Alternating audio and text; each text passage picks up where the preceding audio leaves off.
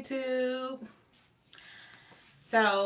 Today I wanted to discuss rejection.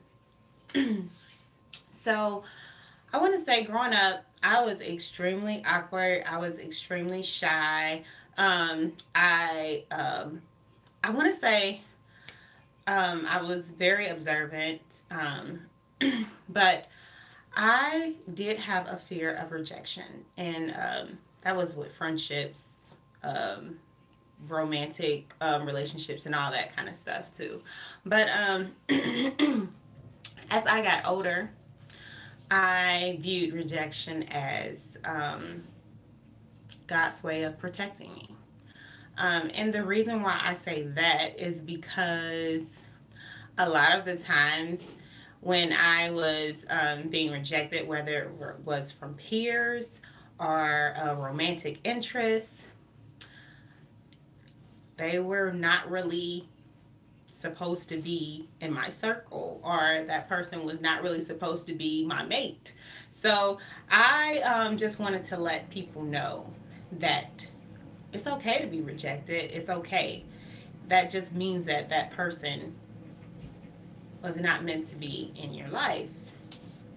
There's a lot more in store for you, and that God will put people that He wants in your life in your life. Um, Also, I wanted to discuss remaining faithful to God during trials and tribulations. I want to say, in the book of Job, he went through a lot, but he remained steadfast, and he remained a man with integrity and with a pure heart. So I think that those characteristics are very, very good to have. And I think most successful people have those characteristics where they can go through the ringer and um, remain faithful and have temperance, and also have longevity. But so recently I was talking to my older sister, and I was telling her, I'm like, yeah, I'm so frustrated right now. Like, I don't have enough money to pursue my dreams, and I'm like uh, taking like 2 steps forward and then getting knocked back 10 steps. But I was telling her like how frustrated I was, and how I was feeling discouraged and defeated. And she said something so profound to me. At the time, it was just like, oh, why didn't I think of that? But she basically was saying to me and her were talking on the phone, and she was like, um, Rosemary, why are you in such a rush? Like, if it's meant for you to have what you want right now, you would already have it. And I was like, you know what? You are so right. I do have a problem with wanting things now, like so fast. I'm like a microwave baby. And I was telling her, I was like, you are so right. I said, that's just like me putting chicken in the oven and then going back like 5 minutes after I put the chicken in the oven expecting it to be done. Like, sometimes, if you want things done right, if you want God to put His hand on something, you have to be patient. And I just was just like, oh wow, that is something that I really do struggle with.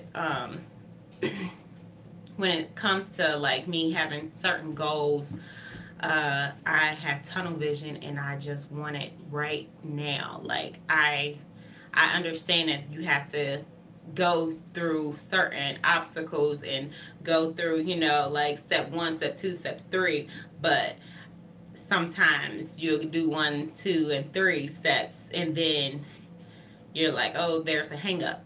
Why can't we get over this? Like, I'm that person that I just want to go. Like I'm not content with just standing still if I have a goal. So I am learning how to be patient this year so far, 2018. Like there are goals that I wanted to reach at a certain time, and I haven't hit that mark yet, and it's very frustrating. So, with me speaking with my sister, she had also told me, you know what, Rosemary, um,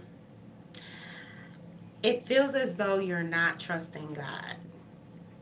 And I was like, oh, okay, you know what? She is like really, really speaking some really good wisdom to me. And I'm like, you do sometimes have to trust God's timing. Sometimes our plan is not God's plan. Um, sometimes you you will have certain things that you're eyeing down, and it's not really what God wants for you. So lately, I have been, I have been asking God to show me or make sure that what my heart desires is what He wants for me and what He thinks is for me. And it also says in the Bible that God will give you the desires of your heart. And wherever your heart is, uh, He will plant your footsteps into where the direction that you need to go, wherever your heart is. So you have to make sure that your heart is pure and that your heart is in the right place when you ask God to give you the desires of your heart. Um, and that goes for anything and everything. You can go for friendships, relationships, things that you actually want, whether it's a car, house, better credit, whatever. You have to make sure your heart is pure and that you know uh, what you're getting yourself into and if that is really for you. I also wanted to talk about trusting God with my finances. So recently, I want to say I did some unexpected spending. Like I had like a extra bill that I was just like it popped up, and I'm like I knew it was due, but I was like I didn't know it was due that fast. But I was in a bind to where I was like I'm like $200 in the hole. Like there is no way. Like I'm not gonna be able to make this. And I was just about to give up, and one of my I am like baroque, like I'm negative $200 right now, and I was right before she inboxed me.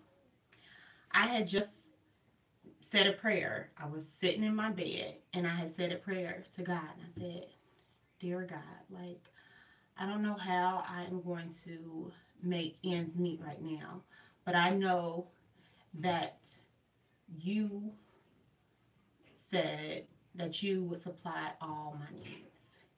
And I also had spoke, and right after that call, that prayer that I had with God, she inboxed me, and with our conversation, she basically told me like, "Hey, um, do you need me to help you?" Um, and she also was saying she was going to sponsor me to go to a networking event that I really desperately need right now to further my business. And she also offered me some money. And within a couple of more hours, uh, my other friend had contacted me and told me that she wanted to buy one of my furniture pieces that I rehabbed. And when I tell you that God will provide all your needs if you fully trust in Him and believe that He is what He says He is, you will be surprised how fast He shows up and shows out. But my dad keeps on calling me. So if you guys enjoyed this video, please subscribe. I would love to have some more YouTube friends. So with that being said, you guys be blessed and keep in touch. Bye.